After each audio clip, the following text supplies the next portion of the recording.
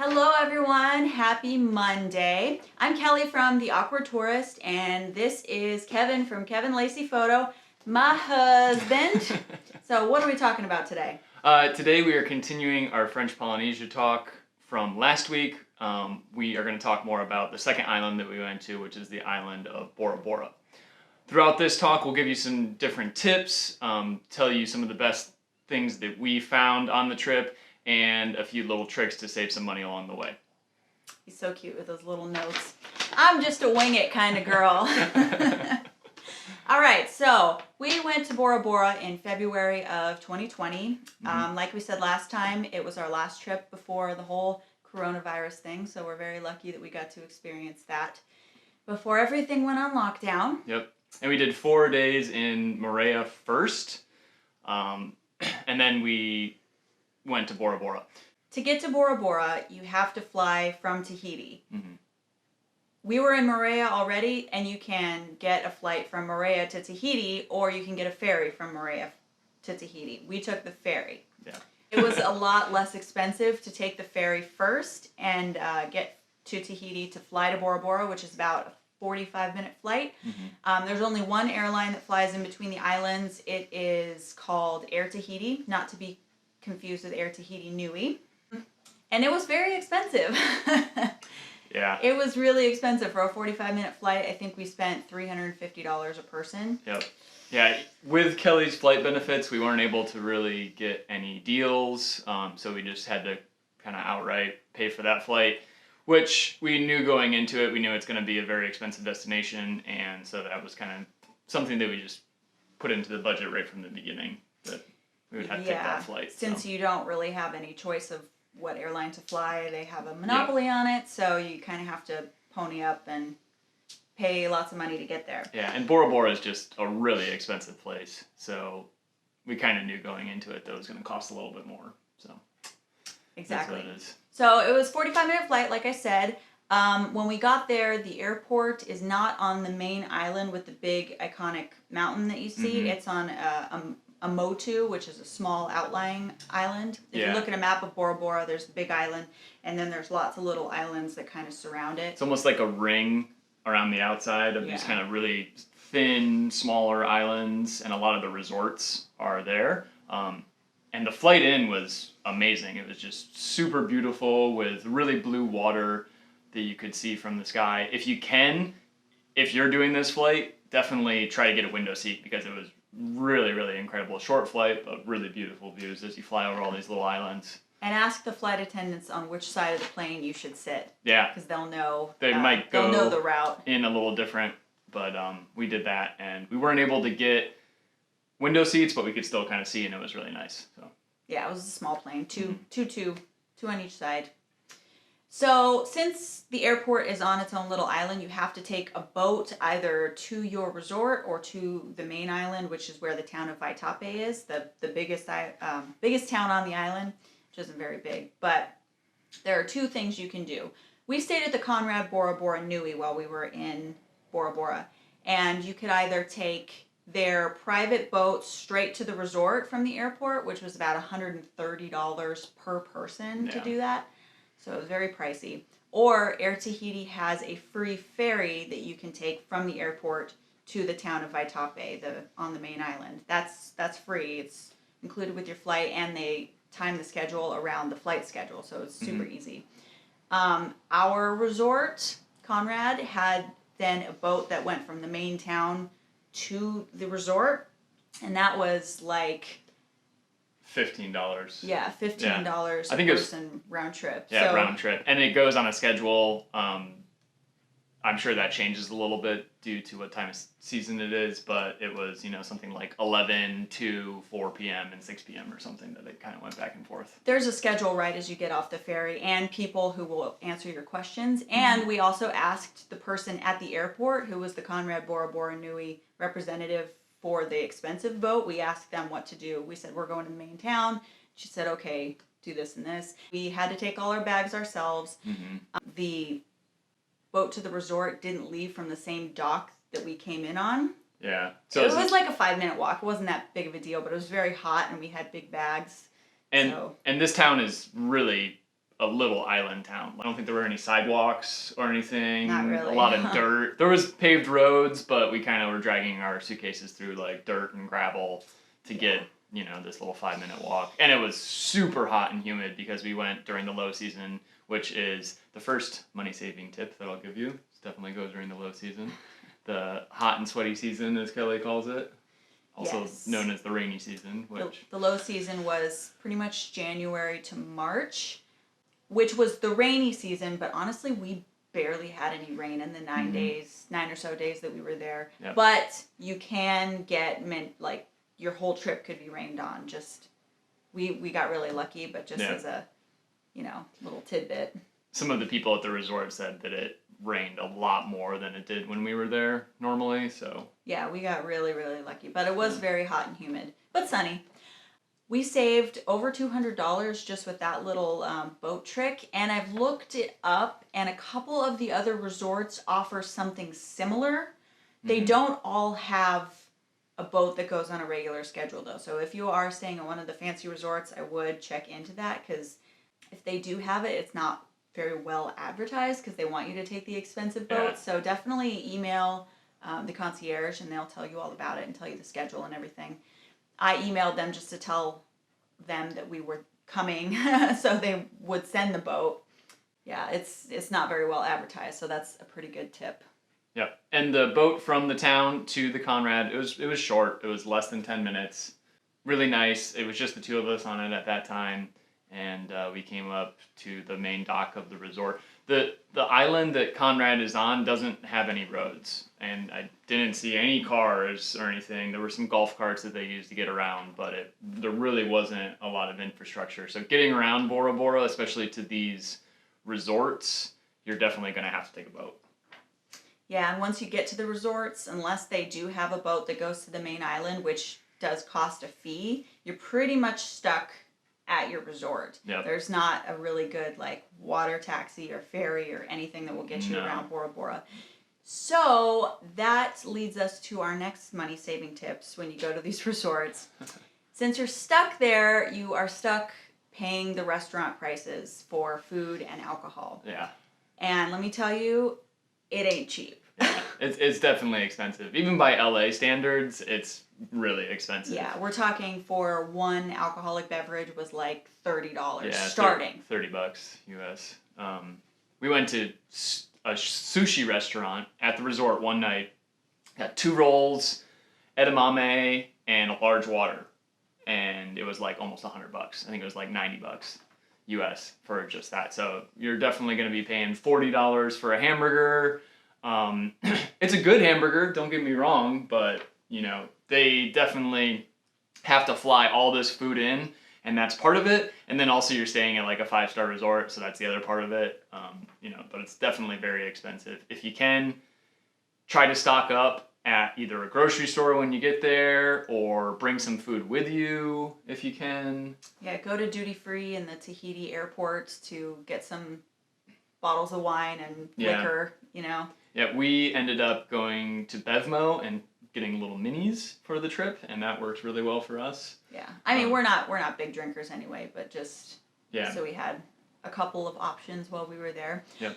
But the boat ride, as he said, was pretty short.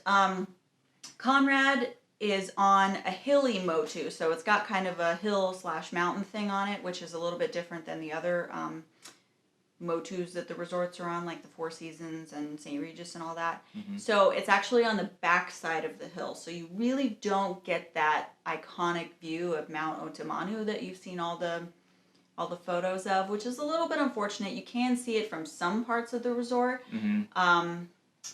but it was a really, really nice resort. It was fairly newly renovated, so everything was very up to date. I had heard a lot of the other resorts were kind of dated, like they needed updating, so that was really nice. And it was huge too. I mean, they had free bicycles that you could take around, and you really needed those because if you were walking everywhere, it would take you 20 minutes to get from your room to, you know, breakfast, you know, in the main lobby.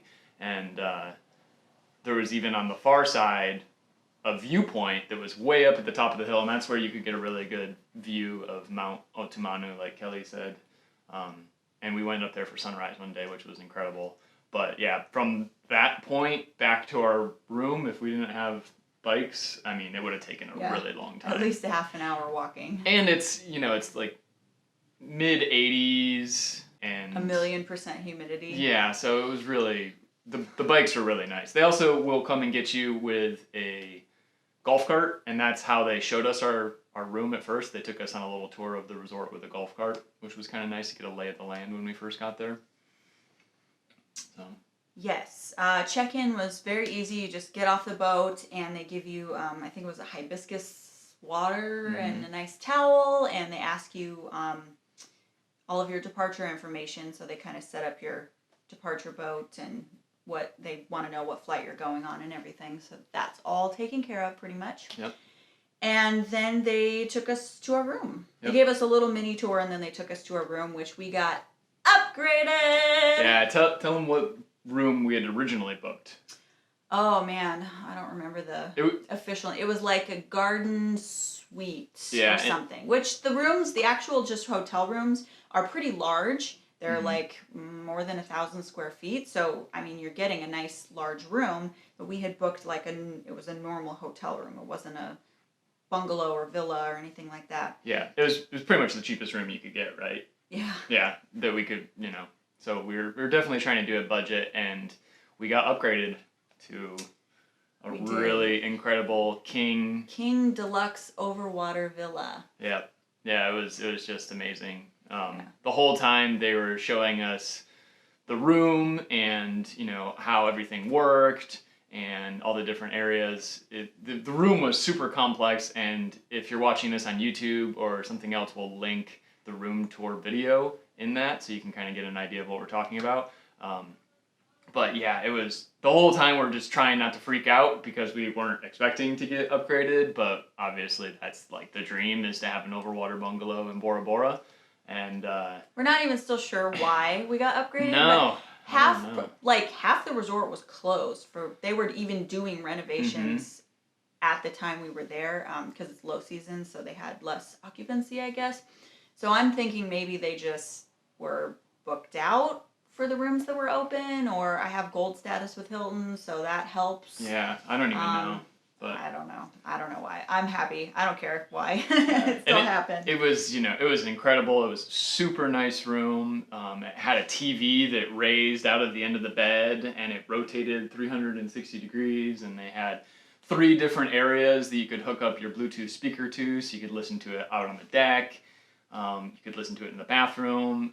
It was just super nice, and huge bathroom with a tub and a shower and double vanity, and it was really incredible. And then outside, which was definitely Kelly's favorite part, it had the hammocks. 2-tiered deck with a little outside seating area, 2 big hammocks that were over the water, and then stairs down, and then a deck that you could jump off of, and a ladder to get out of the water, and a freshwater shower to rinse off. Yep. And if you haven't seen our YouTube videos, we do an in-depth room tour of that. Yep.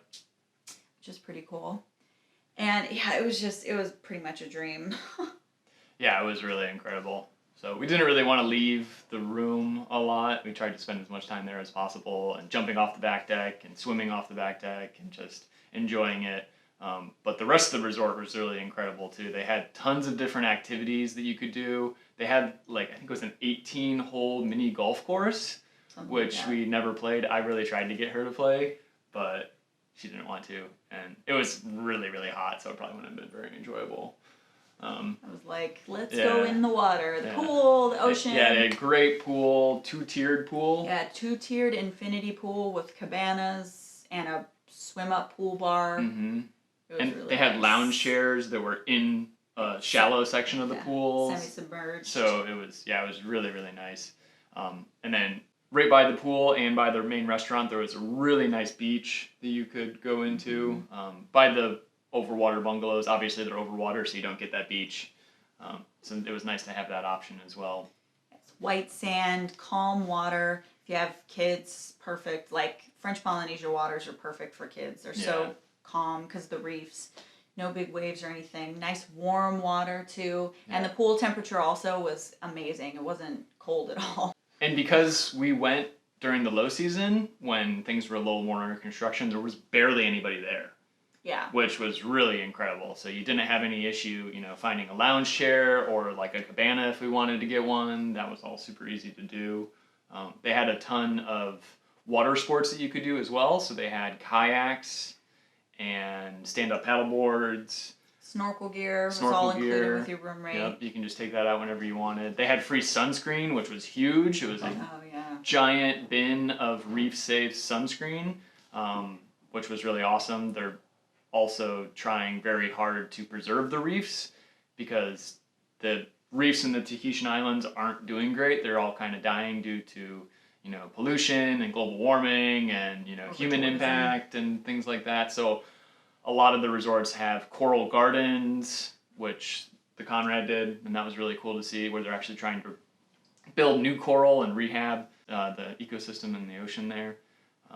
And then the reef-safe sunscreen was really big too, to make sure that everybody that's going in the water isn't going to harm the coral any more than it already is. So there was a ton to do at the resort itself, which was nice because, like I said, you're pretty much stuck there. Although we did end up going on a snorkeling tour, which the concierge arranged for us. We just said, hey, we saw this tour company that does these tours.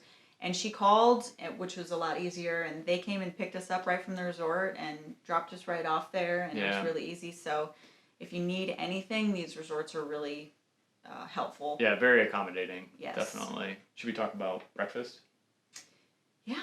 Yeah. So if you're going to French Polynesia at all, you should definitely look into getting a honors credit card or some type of hotel rewards card. We stayed at Hilton properties the entire time we were there, and Kelly has the Hilton honors card. I have the Hilton Aspire American Express card. Yep. And this isn't by any means a promo or anything like that, but the annual fee for this card is $95 or $100, and it gets you free breakfast every morning that you're there for 2 people. Right? You get like a level of status when you get this card. And you get like welcome drinks and little gifts when you check in. We got a bottle of wine in Maria. Yeah, there's tons of perks. Yeah, but the biggest one are these breakfasts, because the buffet breakfasts are by far the best meal that they offer at these resorts. The breakfast were incredible, and it might have been worth it even if we had to pay for it. Yeah, it was $50 a person, buffet breakfast, anything you can want. Per day. Yeah, $50 a person per day. So if you get it your whole time with that that $100 fee is nothing. So we saved like $400 just on breakfast at that resort. At that resort itself, and we used it at the other resort too. So. And what I've learned, we stayed at a Hilton property, so obviously it's a chain, and it does have this rewards credit card and rewards loyalty program, and also the St. Regis is a Marriott property, but for a place like Four Seasons that doesn't have a loyalty program or a credit card, if you book directly with their website, a lot of times there are offers that change throughout the year. I just looked at Four Seasons website. They're giving away like your 4th night free plus free breakfast every day if you book directly through their website.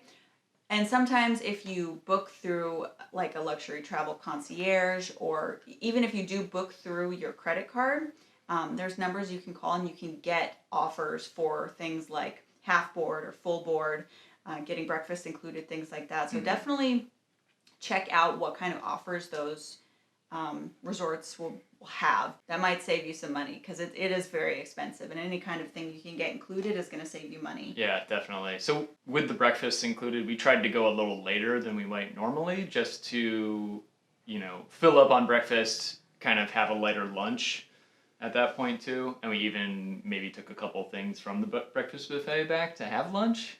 Okay, but they had sandwich making stuff at breakfast, so what else am I supposed to do? Like, I think it's the resort's fault for having...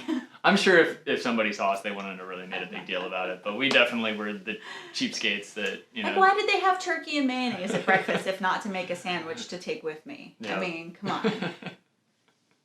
But, I mean, honestly, at the low end, meals are starting at $35 per person. Yeah. So that saved us with the food that we brought and supplementing with a few things from the buffet for lunches, that saved us at least $35 a person. Yeah. A day doing that. Good couple $100 yeah. easily. So, great breakfast. Definitely try to get that. You want to talk about the Polynesian dinner? Sure. We reached out to the marketing department.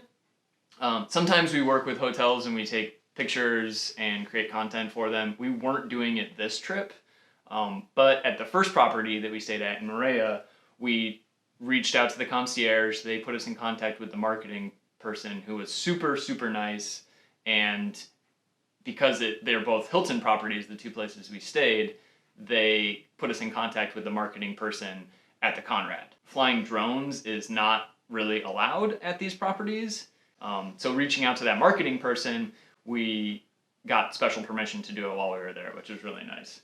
On a drone at any of these resorts, make sure you at least reach out and ask first, because you could get in trouble. Yeah, and I don't want to, invade anybody's privacy. You're paying a lot of money to come to these places, so it's just important to be respectful too and not fly right over somebody's room when they're sunbathing or something.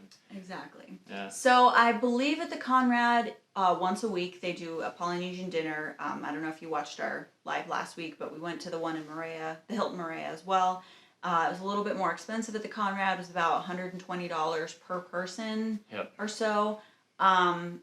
We are very fortunate, like Kevin said, we developed a relationship with the marketing department, so they invited us as their guests to do this. Yep. I don't know that I would have done it there otherwise because it was pretty expensive. Yeah.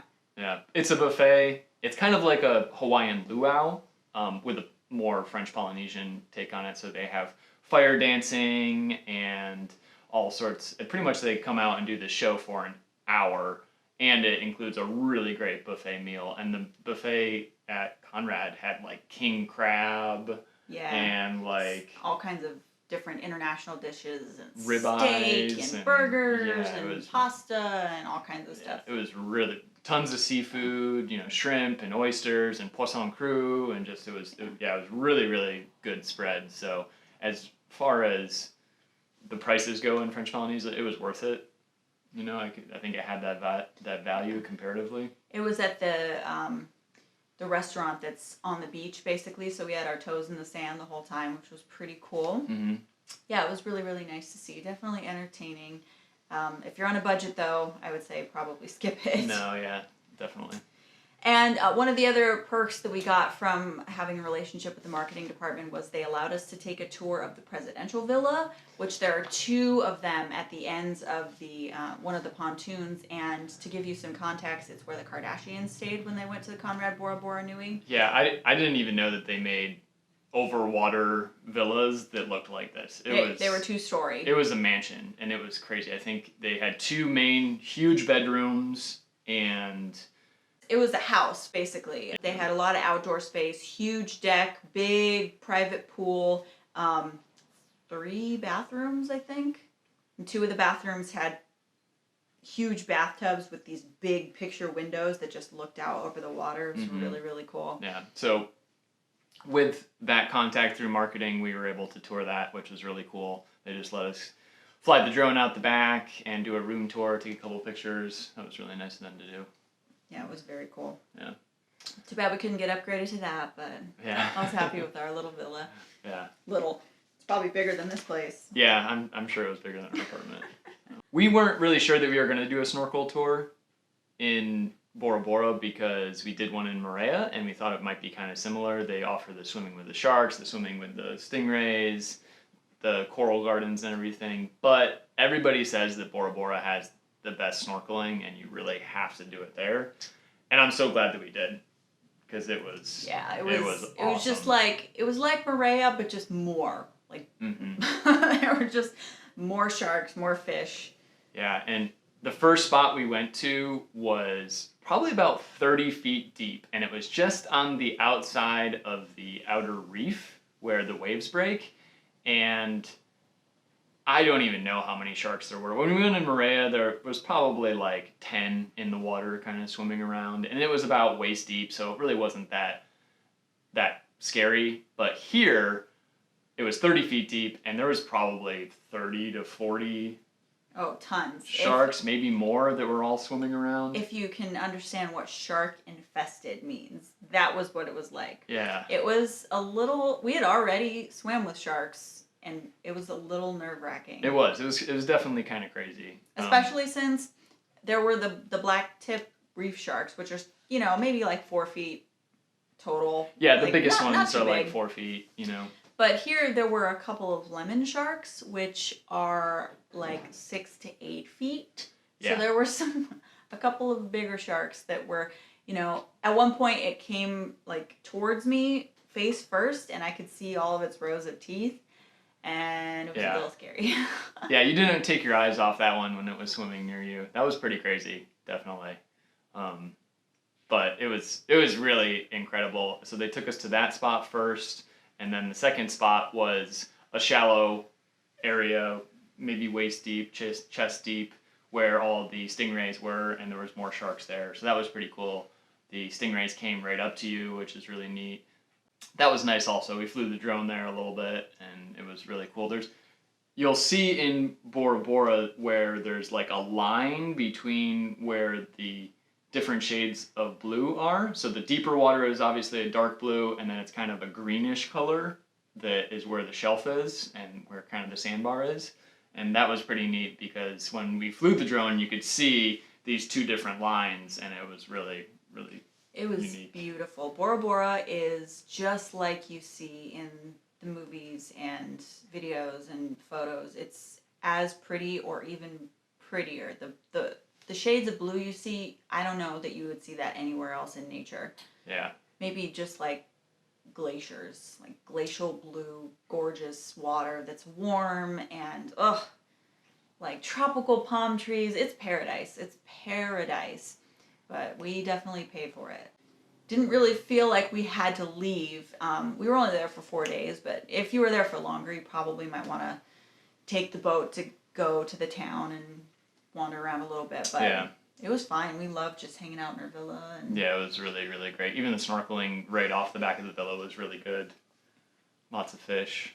So you don't have to stay in one of these fancy resorts when you go to Bora Bora. There are a few options on the main island, but even just getting there and the price of food, price of groceries, everything is shipped in. It's an expensive place. Definitely. So don't expect to do it super, super budget if you go specifically to Bora Bora. If you go to Tahiti and Moorea, you can do it a little bit cheaper, but Bora Bora, you're not going to save that much money. Yeah. We saved as much as we could, but we still spent more than we normally do. So it's definitely not a super budget-friendly destination. So just keep that in mind if you'd like to take a trip. Yeah, I'm sure you can do an Airbnb option, but you know. There weren't a ton. No. I checked. There are a couple hotels on the main island, but they're small. You're not going to get the overwater bungalow experience. But I mean, you're still in Bora Bora, so. Yeah. But we spent so much getting there, and it was our honeymoon and everything, so we enjoyed it. It was a trip of a lifetime, and little did we know it was going to be our last trip for a while. So I'm really, really happy we kind of splurged and lived our best lives while we were there, because we're homebound for a while. Yeah, as is everybody. So hopefully this video gave you a little insight, and if you are planning a trip in the future when it's safe to do so, maybe you got some value out of this. Let us know if you want us to talk about some of the other destinations. We're going to keep trying to do this every week. And if you're watching this on YouTube, check out the links below to our playlist for our whole trip to Moorea and Bora Bora. And I also have a couple of blog posts if you want to read a little bit more in depth about Bora Bora and the Conrad Bora Bora Nui, okay? This is Kevin and Kelly from the Opera Tourists. Thank you guys so much for watching. Until next time, bye! Stay safe.